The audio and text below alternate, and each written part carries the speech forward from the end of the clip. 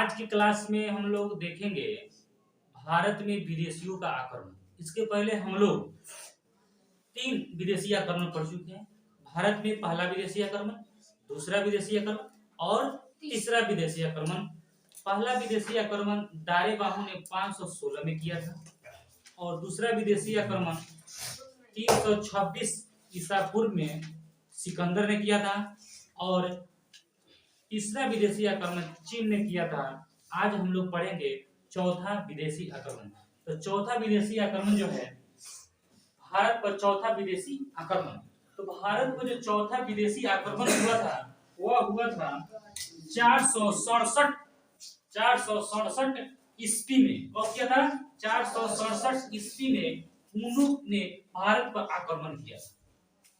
467 ईस्वी में हुनों ने भारत पर आक्रमण किया था। 467 में ही विश्व के महान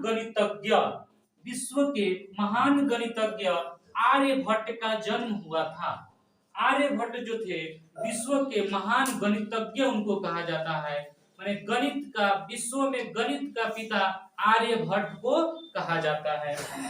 अब आर्यभट्ट का जन्म पटना जिले के तरेंगना गांव में हुआ था।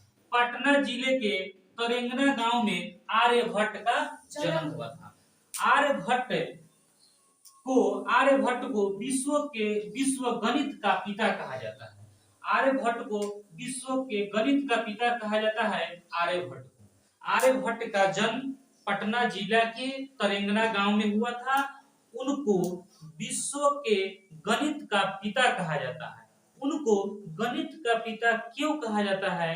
क्योंकि उन्होंने ही गणित की वास्तविक संख्या का खोज किया था।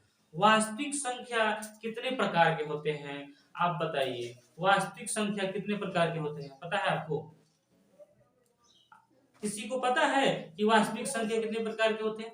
नहीं। देखिए, वास्तविक संख्या आप नहीं बता पा रहे हैं, लेकिन हम जब बताएंगे तो समझ जाइएगा। वास्तविक संख्या एक धनात्मक होती है और एक ऋणात्मक होती है। यानी +2 +4 धनात्मक वास्तविक संख्या है, -4 -3 ऋणात्मक वास्तविक संख्या है। 0 से 1 2 3 इधर -1 2 3 होता है ना, तो इधर वाले को ऋणात्मक बोलेंगे, माइनस वाले को ऋणात्मक वास्तविक संख्या और उधर वाले को धनात्मक वास्तविक संख्या। तो सबसे पहले आर्यभट्ट ने ही इस संख्या को दिया।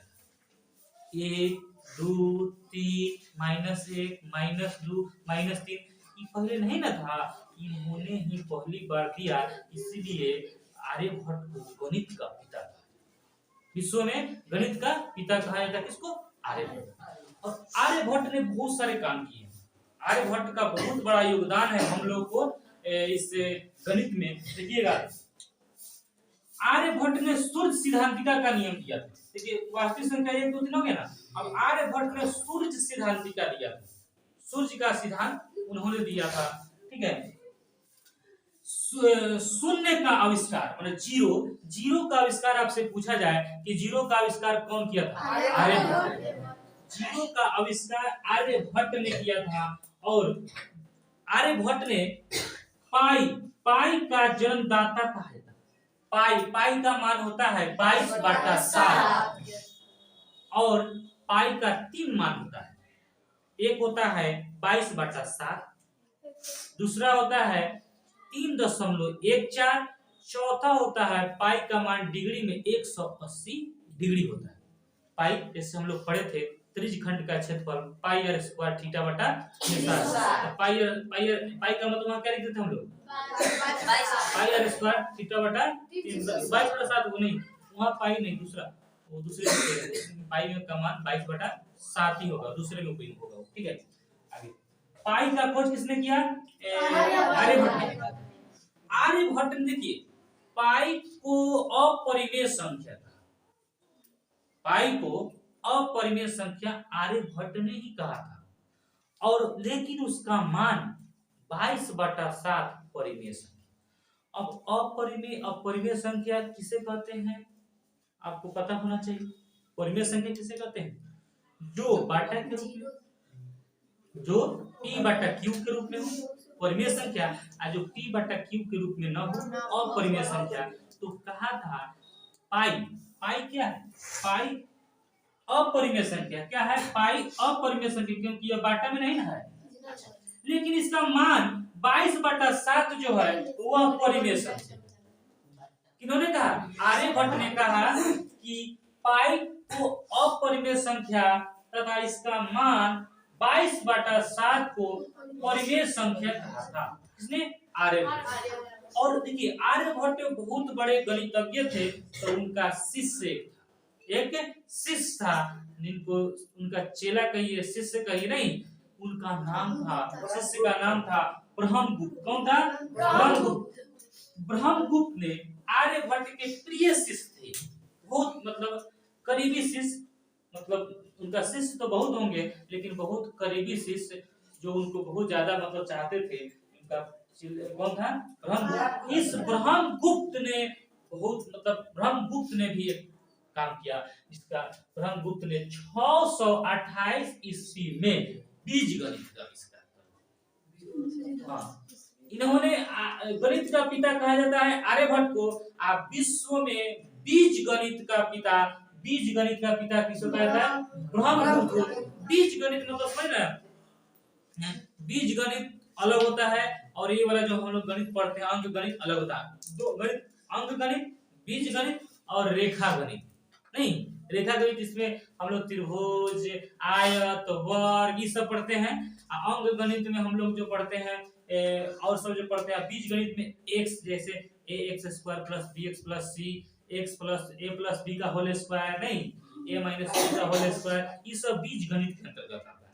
नहीं, ये सब x y z सब जिसमें लगा रहता है वह क्या कहलाता है, बीज गणित।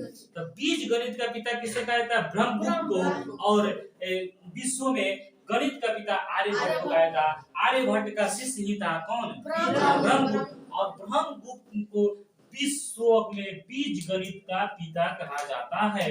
और इन्होंने यह सिद्धांत दिया, बीज गणित ब्रह्मगुप्त ने ही यह सिद्धांत दिया।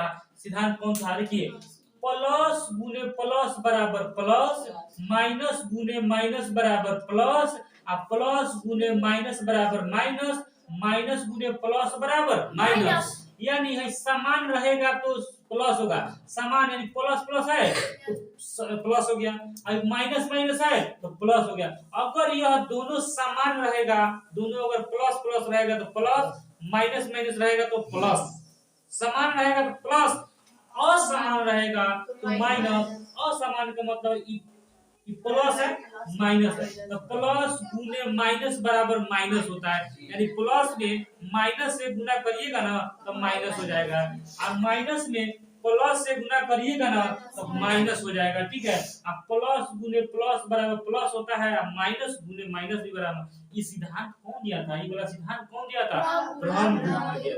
तो इस तरह से हम लोग एक गणित का भी छोटा पार्ट इसमें हम लोग देख लिए। क्या, गणित का पिता, गणित हम लोग बार बार पढ़ते हैं, गणित का पिता आर्यभट्ट को कहा जाता है। उनका जन्म पटना के तरंजना गांव में हुआ था। उन्होंने जीरो का आविष्कार किया, पाई का खोज किया। पाई का मान अपरिमेय संख्या, उसका मान 22, पाई एक अपरिमेय संख्या है लेकिन उसका मान 22/7 परिमेय संख्या। इसने कहा आर्यभट्ट ने। आर्यभट्ट के एक शिष्य था ब्रह्मगुप्त, जिन्होंने बीज गणित का खोज किया, विश्व में बीज गणित का पिता कहा जाता है। और ये वाला जो सिद्धांत आप देख रहे हैं वह ब्रह्मगुप्त ने ही दिया था। नेक्स्ट है, इस तरह से हम लोग भारत में जो चौथा आक्रमण हुआ था ना, इस समय ये सारी घटनाएं घटी थी।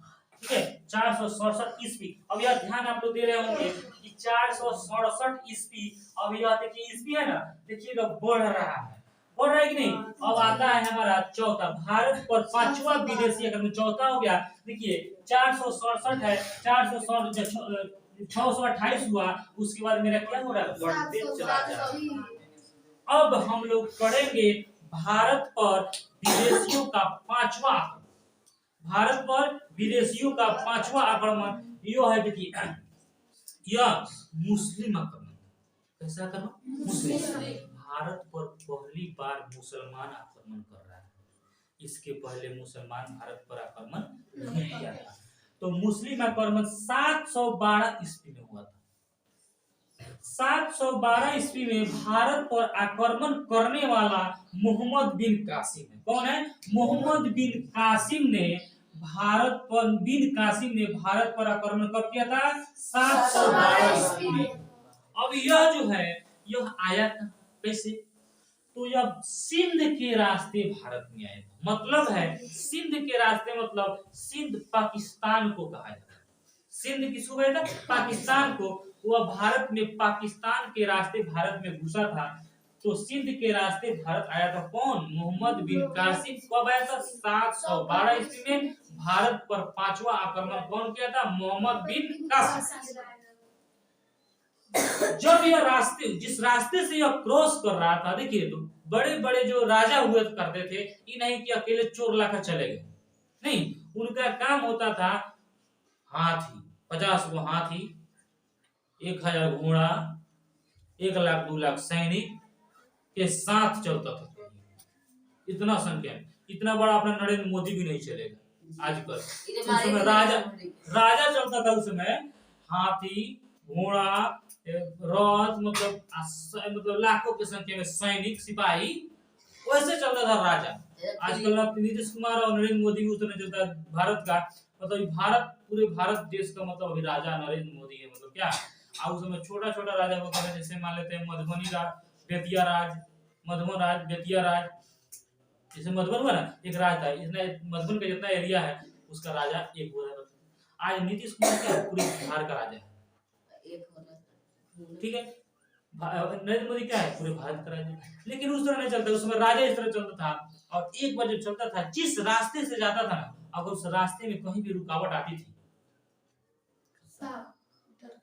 बस इस रास्ते में रुकावट आया, सिंध के राजा था, उसी रास्ते से क्रॉस कर रहा था, तो राजा दाहिर नहीं कर, मतलब कुछ उसमें रुकावट किया, तो उनकी क्या कर दिया इन्होंने? हत्या करवा दिया। राजा दाहिर को हत्या करवा दिया। कौन? मोहम्मद बिन कासिम ने। अब आपसे पूछा जाए, राजा दाहिर को कौन मारा था? मोहम्मद बिन कासिम ने। सिंध का था राजा कौन? राजा दाहिर। राजा दाहिर था, जिसकी हत्या करा दिया मोहम्मद बिन कासिम ने। अब मोहम्मद बिन कासिम आया है, मुसलमान आएगा तो हिंदू पर कोई ना कोई विपद तो ढहबे करेगा। अब आया, इन्होंने जजिया कर लगा दिया। कौन सा कर? जजिया कर। जजिया कर का मतलब क्या होता है समझिए। जजिया कर जो होता है, गैर मुसलमानों से लिया जाने वाला टैक्स। टैक्स जो होता है ना, मतलब कर, कर है टैक्स।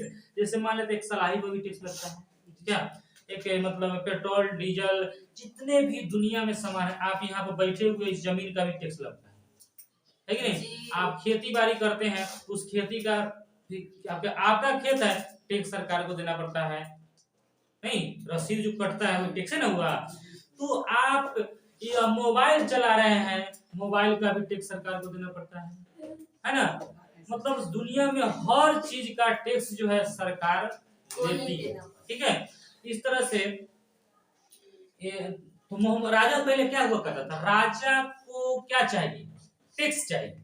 राजा जितने एरिया में उसे, मतलब जितने एरिया का वो राजा था, वह हर राजा को मतलब काम था कि पब्लिक से टैक्स लेकर अपना राज्य को चलाना, तो धनी हो ही जाएगा। मान लेते हैं इस गांव में अगर एक राजा हो जाए और हर एक किसानों को यह कह दे, अगर आपके पास 1 बीघा जमीन है तो आपको 5 कुंटल अनाज प्रति साल आपको हमारे यहाँ देना होगा, यही टैक्स। अब हमारे गांव में कितना लोग है? बहुत बीघा जमीन है। अब सब कोई 5-5 कुंटल लिया के अनाज अगर राजा को दे तो राजा धनी होगा कि नहीं? जी, राजा हो जाएगा। वही टैक्स है, वही क्या है? टैक्स है। तो मोहम्मद बिन कासिम ने क्या किया? ऐसे तो टैक्स आता ही था, अब इन्होंने कहा कि गैर मुसलमानों से टैक्स लेना शुरू किया। मतलब मुसलमान से नहीं, गैर मुसलमान यानी हिंदू से टैक्स लेना शुरू किया। और इसके बाद में कहा जाता है कि पहली बार जजिया कर लगाने वाला व्यक्ति कौन था? विश्व में पहली बार जजिया कर किसने लागू किया था? मोहम्मद बिन कासिम ने भारत पर 5वां आक्रमण किया था 712 ईस्वी में, जिन्होंने, लेकिन इस जजिया कर को समाप्त कर दिया एक व्यक्ति था। दिल्ली सल्तनत जब हम लोग पढ़ेंगे, दिल्ली सल्तनत, तो उसमें आएगा आपका फिरोज शाह तुगलक। फिरोज शाह तुगलक ने इस जजिया कर को समाप्त कर दिया। ठीक है, इस जजिया कर को समाप्त कर दिया। इस तरह से हम लोग का यह पूरा पाठ हुआ। तो एक बार हम रिवीजन करते हैं, आप लोग सिर्फ सुनिएगा। भारत में पहला विदेशी आक्रमण दारे बाबू ने किया था 516 BC में, और भारत पर, वह ईरान का था। भारत पर दूसरा विदेशी आक्रमण सिकंदर ने किया था 326 ईसा पूर्व में, वह यूनान का था। उनके गुरु का नाम था अरस्तु और उनके पिता का नाम था फिलिप। उनका तीन मतलब सेनापति था। एक का नाम निरियाकस था, दूसरा का नाम एरिस्टोबुलस और तीसरा का नाम एरिस्टोक्रेटस। उसके बाद भारत पर तीसरा विदेशी आक्रमण 206 BC में हुआ था। उस समय 206 BC में चीन ने किया था। तो चीन में क्या किया था? 4, एक हिंद यवन, पार्थिव, शक और कुषाण ने भारत पर आक्रमण किया था। उसके बाद चौथा आक्रमण 467 ईस्वी में हुनों ने किया था, और इसी के समय ने आर्यभट्ट का जन्म, जब हुनों ने आक्रमण किया था उस समय आर्यभट्ट का जन्म हुआ था। आर्यभट्ट पटना जिले के तरेंगना गांव में उनका जन्म हुआ था, और आर्यभट्ट ने शून्य का खोज किया। आर्यभट्ट ने पाई का खोज किया, और पाई को अपरिमेय संख्या कहा, लेकिन उसका मान 22/7 को परिमेय संख्या कहा। आर्यभट्ट के एक शिष्य थे ब्रह्मगुप्त, जिन्होंने बीज गणित का खोज किया था, और उन्होंने ही कहा था प्लस गुने प्लस बराबर प्लस, माइनस गुने माइनस बराबर माइनस, और प्लस गुने माइनस बराबर माइनस, और माइनस गुने प्लस बराबर माइनस। उसके बाद में भारत पर 5वां विदेशी आक्रमण एक मुसलमान का आक्रमण था, जिसका नाम था मोहम्मद बिन कासिम। वह सिंध के रास्ते पाकिस्तान आया था, और पाकिस्तान में एक राजा था, राजा दाहिद को उन्होंने हत्या किया और भारत में प्रवेश किया। सिंध का राजा था राजा दाहिद, उसी रास्ते से क्रॉस किया, राजा दाहिद को मार दिया और भारत में प्रवेश कर दिया। उन्होंने विश्व में पहली बार जजिया कर लगाया था। आपका कौन लगाया था? मोहम्मद बिन कासिम ने इस कर को कौन समाप्त कर दिया था? फिरोज शाह तुगलक ने इस कर को समाप्त कर दिया। समझ में आया? आप लोगों से हम पूछते हैं, हम पूछेंगे, आप लोग बोलिएगा। ठीक है, हम रिवीजन किए, एक बार आप लोग बोलिएगा। भारत पर पहला विदेशी आक्रमण किसने किया था? दारे बाबू। भारत पर पहला विदेशी आक्रमण कब किया था? 516 BC में। दारे बाबू कहाँ का था? ईरान का। भारत पर दूसरा विदेशी आक्रमण कौन किया था? कौन किया था? वो कहाँ का था? ईरान का। कहाँ का था? भारत पर तीसरा विदेशी आक्रमण कौन किया था? चीन में कौन कौन? हिंद यवन, पार्थिव, शक और कुषाण। उसके बाद में भारत पर चौथा विदेशी आक्रमण हुनों ने किया था। 467 उस समय किनका जन्म हुआ था? महान गणितज्ञ आर्यभट्ट का जन्म हुआ था 467 ईस्वी में, जब भारत पर चौथा आक्रमण हुआ था। जीरो का आविष्कार, पाई का जन्मदाता, पाई को अपरिमेय संख्या ये कहा था, उसका मान 22/7 परिमेय संख्या। आर्यभट्ट का शिष्य ब्रह्मगुप्त को क्या कहता है? विश्व में बीज गणित का पिता ब्रह्मगुप्त को कहा जाता है। उन्होंने ही यह सिद्धांत दिया था, प्लस गुने प्लस, माइनस गुने माइनस, प्लस गुने माइनस, माइनस गुने प्लस।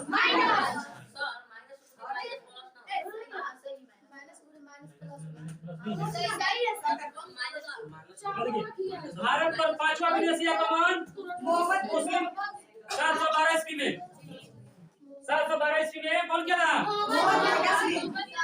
किस रास्ते से आया था? सिंध। सिंध में किसको मारा? दाहिद को। और उसके बाद में कौन कर लगाया? जजिया कर क्या होता है? गैर मुसलमानों से लिया जाने वाला टेस्ट। अगर यह क्लास आपको अच्छा लगा है तो लाइक करिएगा, सब्सक्राइब करिएगा और एक कमेंट करके जरूर बताइएगा। धन्यवाद।